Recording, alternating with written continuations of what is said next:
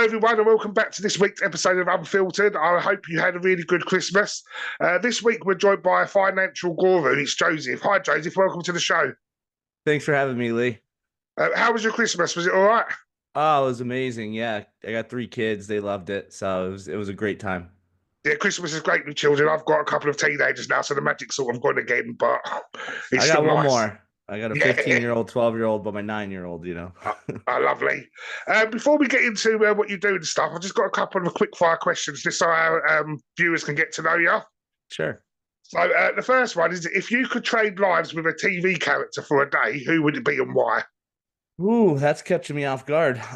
Trade days for one day, probably Superman. Okay. He's fast, he's strong, he can see everything. I would go to the government and find all the corruption and report it to the public. No, that's perfect idea for having a super being Superman. If you could only eat one food for the rest of your life, what food would it be and why? Oof. Oof. Uh, It's either bread and butter or steak. Those are my two favorite foods. So yeah, if I wanna be strong, I'd say steak. If I want to be skinny, I say bread and butter. No, I'm exactly. Italian, so it's half of my diet is bread and butter. Brilliant. Next one is, if you could only chat to one species of animal, what animal would it be and why? Cat. I love cats. So each one has I have four of them, and each cat has gone to one of my children, and they like protect them and sit with them and stay with them. So I like to know what they're thinking and what they're looking at. Like when they're always looking at something, like what's there that we can't see because you have those slotted eyes and we don't.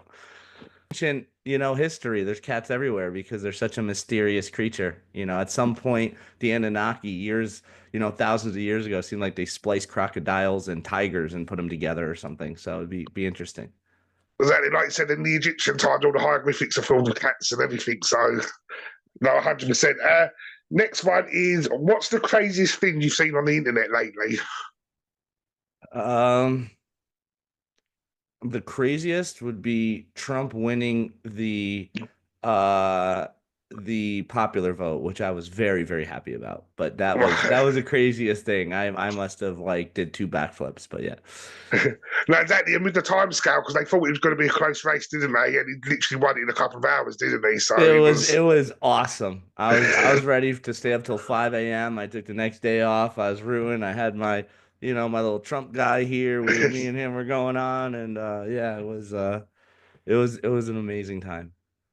And what is it about Trump, do you think, that sort of divides people? Because over here in the UK, we obviously see the media side, so we get to see the funny sides. We don't sort of dive deep into the politics of the USA. So he's quite a character over here in the UK. So being from America, what's Well, you have the left that want power, right? yeah, In my opinion, they don't really give a crap about the American people. They just want power. I mean, look, Hunter, Joe Biden's like, he ran on not gonna pardon his son, Hunter. And what did he yeah, do? Pardon his son, Hunter, right? Like everything they say is they blame the other party of what they are doing. It's rule number one in Marxist. If you ever read the book, is blame your enemies for what you're doing. So they're good at it, but I think a lot of people are starting to wake up, and the mainstream media is owned by the left. yeah, Um, and when you have nothing but strangers on TV reading a teleprompter that's not even their feelings, you know that there's somebody above that we don't know. Lizard yeah, people, cabal, the richest people in the world, all these theories because we don't know. It's like Wizard of Oz, who's the guy behind the curtain, right? So we know that like they want us to believe this as truth, but it's not true. So I think yeah, people are starting to really wake up to what the left was all about, which was being selfish for themselves and claiming they're nationalists while they send all these billions overseas and then have it shipped back 30% and put in their pockets. And that's all our tax dollars. I pay six figures a year in tax dollars. I don't know where they go. They just get yeah. stolen from me. I call that theft. I think taxation is slavery. I think taxation is theft. So if there's going to be more transparency within the government, I think it's good for everybody. So do you think more Trump winning was a sort of rebellion against the left more than it being Trump himself? Or do you think, I think the swing states that voted for Biden, which I believe there was, interference to say yeah, the least, if not full blown fraud in the last election.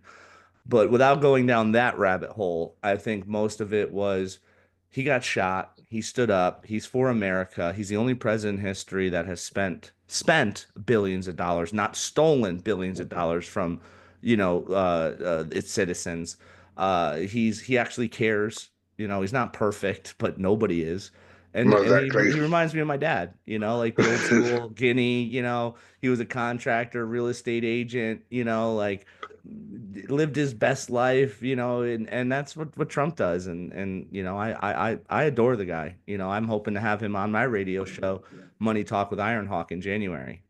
They just responded saying they're going to try and book something for January to February. So I'm very excited if I can get him on my show. Well, brilliant. That'd be really cool. And last question for this round. If you was to write an autobiography, what would the title be? Um,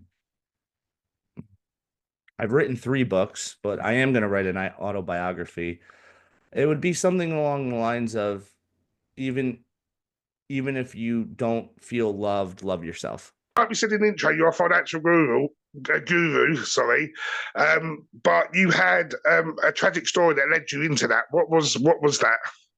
Yeah, I mean, I was supposed to be in construction. My dad owned JV Lombardi Builders. He was a multi-millionaire, and he opened up another LLC, Lombardi and Sons, and I was a son. So I was supposed to be working with him. And when I was 15 years old, my sister was born 2 pounds 7 ounces food alcohol syndrome. My ex-stepmom drank vanilla extract and Listerine during pregnancy. We found it after the divorce in a closet behind all her clothes, all the receipts. She stuffed them in a pocketbook, assuming we would look in the garbage for him. So that's how we knew beyond a reasonable doubt what she did and why my sister almost died. But before that, or right after my daughter was born, my stepmom's in rehab, and then my dad falls 3 stories off a ladder, and it was just me and her. It was like me and a 1 year old, and I was like 15.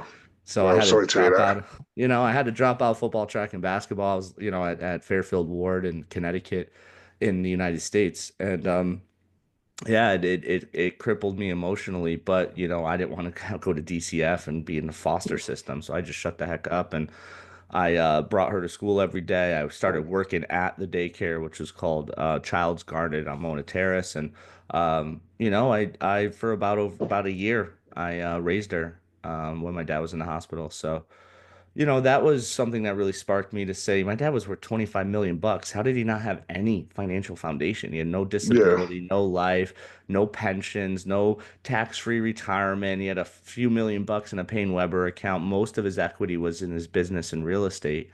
And it was all illiquid. It was all high tax. So when he ended up selling everything to pay all the medical bills, there wasn't anything left. And all the trucks were stolen by the guys because they had families to feed. They couldn't go a year without feeding their family, and they had keys to the truck and all the tools, so they just started their own sub companies. And then when my dad got out, he sued them, but they were all Puerto Ricans and Mexicans that may or may not have been legal, so there's really no recourse. So yeah. it is what it is. And then shortly after that, my mother dies of cirrhosis of the liver from alcoholism at 52 years old. She had no life insurance. And then about 18 months later, my grandmother has a stroke, led to dementia, and she lost my grandfather's estate when he passed. He left it to her, a $4.2 million to a nursing home, because dementia doesn't kill you. And nursing home costs in New England, Connecticut, or New England, United States, are 25, 30,000 a month. And then you have to liquidate taxable assets. So it actually costs 60,000 a month of taxable assets to pay the government their cut to net the cash to pay the nursing home. So my family was all very wealthy. They all worked their butt off like I do, 12, 14-hour days. But they never did any foundational planning. So I specialize in saving money on taxes, building a foundation, making sure business owners are safe, high income earners are safe. And I'm investing all my time, energy, money, love into growing Ironhawk Financial, which is my company. I'm up to over 20 agents in the United States of America. And started, 5 years owning this business, but I've been in the industry for 21 years, and I was trained by some of the best financial and insurance institutions in the world. I worked in Wall Street for years. I know the cutthroat nature, and I was always a top producer.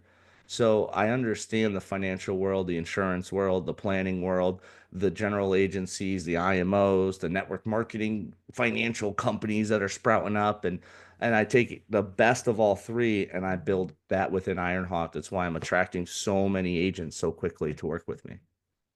And how do you help support companies? That do you like literally? Is it done individually, and you go through their finances, you work out the best plan, or is there a Yes. sort of a blanket approach? So when it comes to working in businesses, there's two, you either work with the business or you work with the business owner. Yeah, I usually work with the business owners. I make sure he's all squared away or she's all squared away. And then from there, I work within the top executives of the firm doing all of their planning. Because unfortunately, 70% of, I'll just quote, Americans can't even afford a $500 new set of tire bill tomorrow if they had to pay cash. yeah, So that sort of wipes out 200 million people that I can't help. And then out of the remainder people don't understand that money, right? I talk about this on my radio show that money is not, it doesn't matter how much you have. It matters if you love yourself, if you cured your childhood trauma, if you cured the hole in your heart or whatever, so you're not gambling, you're not recklessly spending, you're not drinking and smoking and doing all these things and blowing money. But if you actually understand that money is given to you by God because it is your ability to earn was a gift from God. You didn't ask to be here. And I didn't ask to be a male, a white, Italian, a guy named Joe that was yeah, married to Nancy and Joe. I didn't ask for any of that. So if you understand that, and a lot of that in America especially is taken out. God is taken out everywhere. And it causes a lot of people, like when you think of athletes or you think of celebrities, when they get $300 million deals, and then you hear about how they're bankrupt 3 4 years later. So you know what that yeah. means? They lost all that money and more. More exactly. So, but then I have clients who make 70, 80,000 a year that are millionaires because they live below their means, they save, they're very caring about the money that they earn. So it doesn't matter how much money you have, it really matters about how you view yourself because you have a past self, a present self, and a future self. Yeah, And most people that have depression, which is runs rampant in the world, they live in the past. Most people that have anxiety, they live in the future. There's very few parts of our society that actually live in the present to say, I need to do these things today so I can help my future self. Because unfortunately or fortunately, you're the only person who can help your future self. And it's not just financially, it's spiritually, mentally, emotionally, and physically. And it took me a long time to realize that. I was always chasing money. I've always yeah, made millions. I've always been very wealthy, top 0.01%, but my weight went up. I had sleep apnea. My relationship with my wife wasn't good. Like I didn't have God as the top. And not to sound all crazy religious, but if you read the Bible, which most people don't nowadays, they talk yeah, about money the most out of anything in the entire Bible. It's spoken about as the number one topic in the Bible. And if you actually spend the time to read it, no matter what religion you are, it really teaches you like care about your money. Time goes quickly. If you have children, you love them, build a legacy. All the things the ultra rich do because they just have the means to do it. Everybody should be doing it to compete. That's why we're seeing a huge gap between the wealthy, the broke, and the middle class is getting squeezed out. It's yeah. because the planning, the get away from instant gratification. Don't hurt your future self because you want to impress strangers who don't like you with a car you can't afford or a house you can't afford. And people just want to be Instagram famous with social media. That's why we see people taking pictures of cars they don't own. Exactly. I just picked up a brand new Escalade and I caught somebody trying to take a picture in front of my car at the grocery store. I paid 130K for it in cash. I was like, get the hell away from my car, bro. Like work 14 hours a day like I do. Grind, like learn, fail, go through horrible pain. Because you think of a muscle, when you're building a muscle, you have to rip that muscle to rebuild it stronger. Exactly. It's almost like a caterpillar to a butterfly. Everybody wants to be the butterfly, but they don't want to do the cocoon. And you have to be in the cocoon to grow, get better, stronger, faster, more amazing at what you're doing so that you can grow to be a butterfly. But most people stay walking on the ground on the floor as a caterpillar, and unfortunately, it's their fault. And I'm Yeah, very honest, which pisses people off because they want to live in a world where it's everybody else's fault. Everybody wants to be exactly. professional victim. But it's if you live that way, I promise you, you're not going to have a good life. And you have to take accountability for what's wrong and you have to fix it. I think that's a real big thing. Like you said, accountability is a big flaw in human beings. We don't like being accountable, but we've got like, so I teach young people, and that's a big thing we try and instill in them is the accountability cycle. It's okay to make mistakes. It's what you learn from those mistakes that It's helps you okay to grow. fail, you know? Exactly. It's like kids nowadays are so scared to Yeah, lose, and everyone gets a participation trophy. You're like, what are you exactly. teaching Right. these kids when they go to the real world and there's one promotion and five people at the department going for that promotion and one guy wins? What do the other four people get? Nothing. And they're taught like, no, no, no, no. Where's my participation raise? There is none. Where's my participation promotion? There is none. If you're in sales and the guy says no, do you get a participation income to pay your rent or mortgage? No. So it's all about trying to help the kids when all we're doing is hurting the kids and we're teaching them how to be lazy, unaccountable, entitled. And it's a horrible generation that's coming up, and it's good for me not to sound selfish, but that's a lot less competition. Me at Yeah. 40 years old, I have to deal with in the financial marketplace.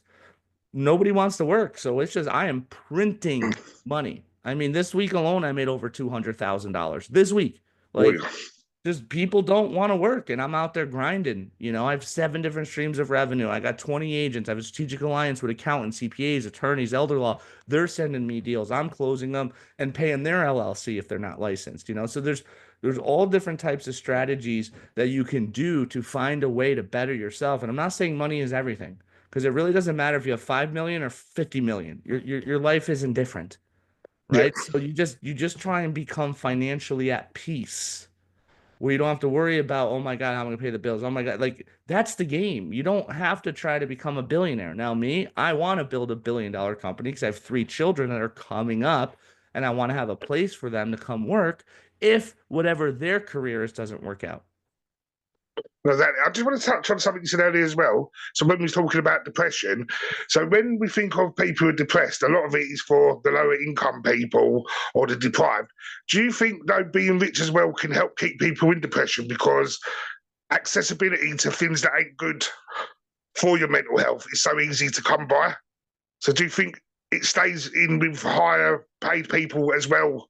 Because the media pushes out deprived people that depression's rifting, but do you reckon it can also be because the accessibility is there to the bad stuff that keeps people depressed? That's a great question. I use a company called BetterHelp. I pay $80 a session. This doesn't go through insurance, so it's $300 a month. I have a therapist, I have a life coach, I have a personal trainer. I realize that I couldn't do it. I know I'm Yeah, lucky enough I have the resources to do it. So if you don't have the resources to do it, you can find groups on every social media platform, Facebook, YouTube. There's so much content out there that you can feel part of a community, right? That's why yeah, people watch your show, Lee. They feel yeah, part of this community, right? So there's free resources everywhere for people. But to me personally, it comes down to your why, right? So many people fail in my industry. 95% of people don't make it to year 4. If you try to be a financial advisor, an insurance agent, a financial planner, there's tons of names, but you're all doing the same thing. You're selling products and strategies to strangers, right? In the financial world, right? To be completely blunt. And a lot of people can't do that, right? And if your why is weak, when things get hard, you're going to quit, yeah, right? I don't want to be at the gym. I don't. It's hard. I'm sweating, I'm tired. I didn't have a good night's sleep last night, but I was there today. And I freaking did it. And I didn't want to do it. I ate a sandwich that had like onion in it. So my whole stomach was burping up onion. And I was just, when you work out, you taste what your last meal is. So I usually have protein drinks before I go in, but I haven't eaten all day. So whatever.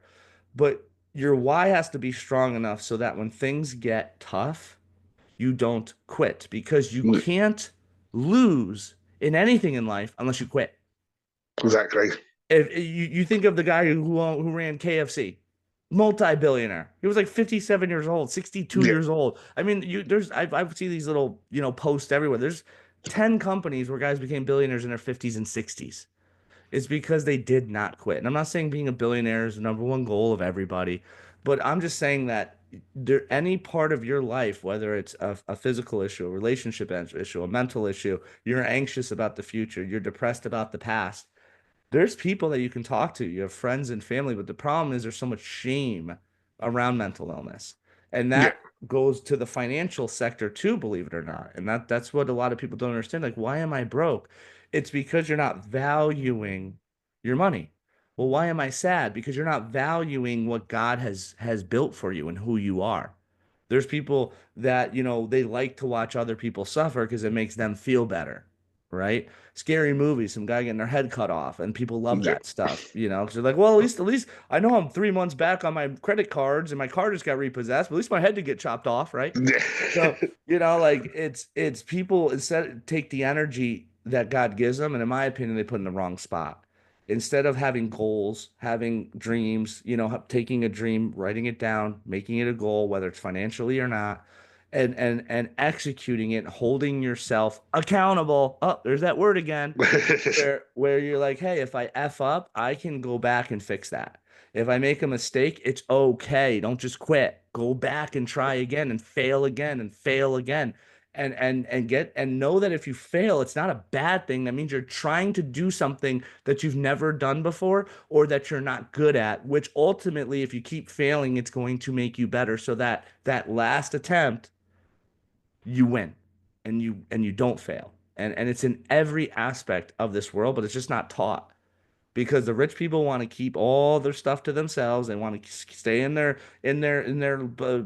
islands and special places where the general public can't afford to go, and they don't want to give away the secrets. Well, we should be all helping each other. Like we should all be trying to find a way to better each other. If we live in a world where everybody is happy, your house isn't getting robbed, your daughter's not getting raped, your son's not getting shot, your uncle's not dying in a drunk driving accident. That we would live in a world that is so much better if we actually tried to help each other.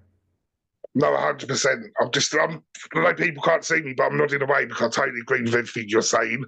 Like you said earlier as well, you've got a radio show. Why did you decide to go down that route as well? And what is your radio show? Where can people find it?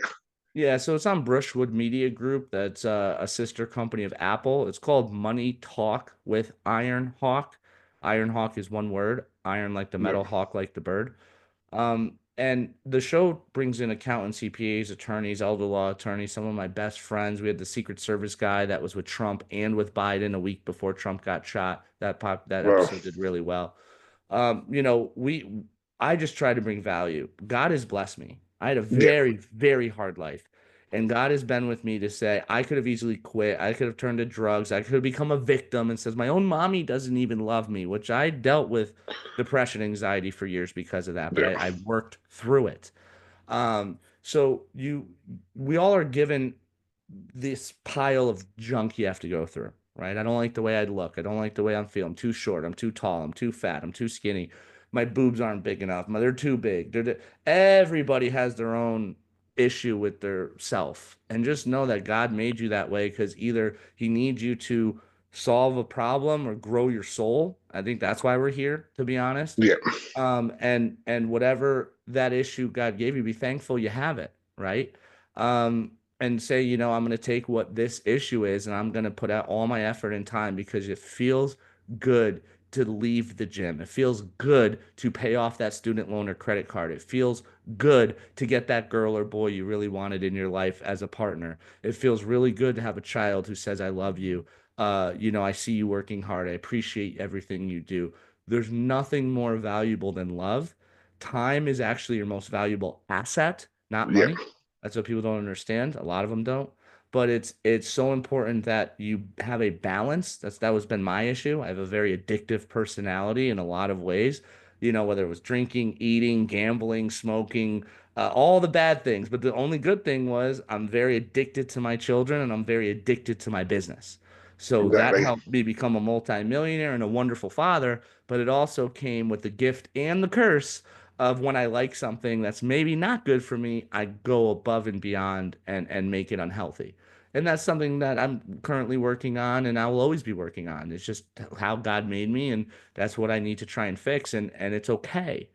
And that's what a lot of people need to hear, that it's okay if you're not in the same place you are right now. What's not okay is being lazy, a victim, unaccountable, entitled, thinking you're gonna get ahead because it's somebody else's fault. Yeah. Until people look in the mirror and say, I am the problem, which I avoided the mirror, right? Because I was really overweight and I Yeah. didn't like the way I looked.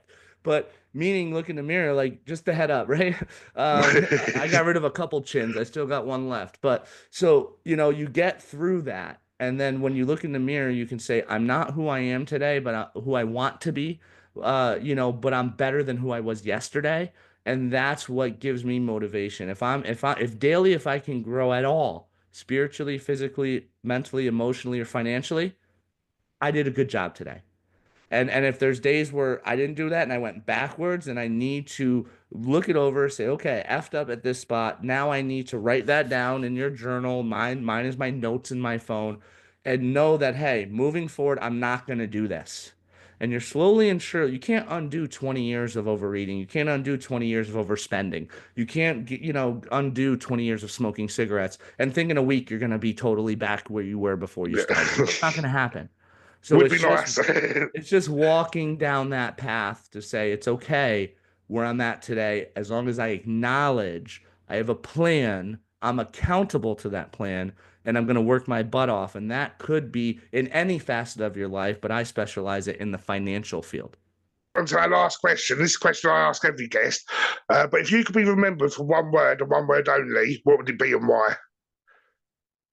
Loving, Brilliant. because I believe Jesus is known, or Yeshua, who's my God, is known for loving people. He wasn't an a-hole. He cared about people. So, you know, loving is how I want to be remembered.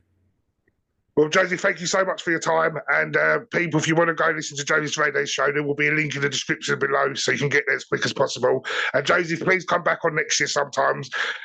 This has been a fascinating conversation, and thank you so much for your time. Thank you so much, Lee. Just want to add one last thing. If anybody wants to meet with me, you can go to www.ironhawkfinancial.com. That's iron like the metal, hawk like the bird. There's a contact us button. You fill out your name, your email, and your cell phone number.